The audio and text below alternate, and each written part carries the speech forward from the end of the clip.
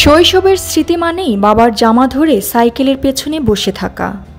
সে cycle শুধু এক বাহন নয়, যেন এক আস্ত জীবন। বাবার প্রতি অগাধ ভালোবাসা নিয়ে বাবার সাইকেল শিরোনামে বেঁধেছেন ধ্রুব মিউজিক আমার গানের ঠাকুরগাঁওয়ের প্রতিযোগী নাহিদ হাসান।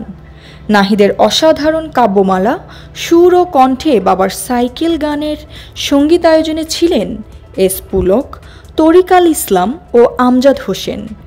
গানটির ভিডিও নির্মাণ করেছেন আল মাসুদ। ব্যতিক্রমী এই গানটি নিয়ে নাহিদ হাসান জানালেন, জীবনের একটা সময় আমার সঙ্গে ঘটে যাওয়া কিছু মুহূর্তের বহিঃপ্রকাশ বাবার সাইকেল। যে সাইকেলে করে বাবা বিভিন্ন কাজ করেছেন, আমাকে পেছনে ঘুরিয়েছেন মেঠো পথ। এটি শুধু একটি সাইকেলই ছিল না, বরং বাবার সবচেয়ে প্রিয় বন্ধু হয়ে উঠেছিলেন। যখন এই গান লিখি তখন আমার বাবা বেঁচে ছিলেন।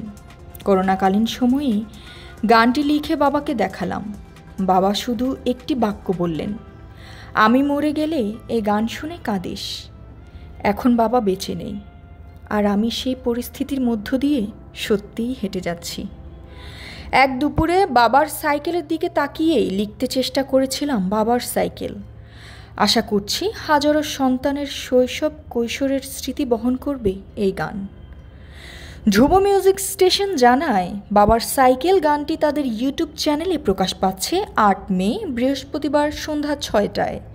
পাশাপাশি শুনতে পাওয়া যাবে দেশি ও আন্তর্জাতিক একাধিক মিউজিক প্ল্যাটফর্মে। আর এ জ্যোতি, দৃষ্টি ২৪।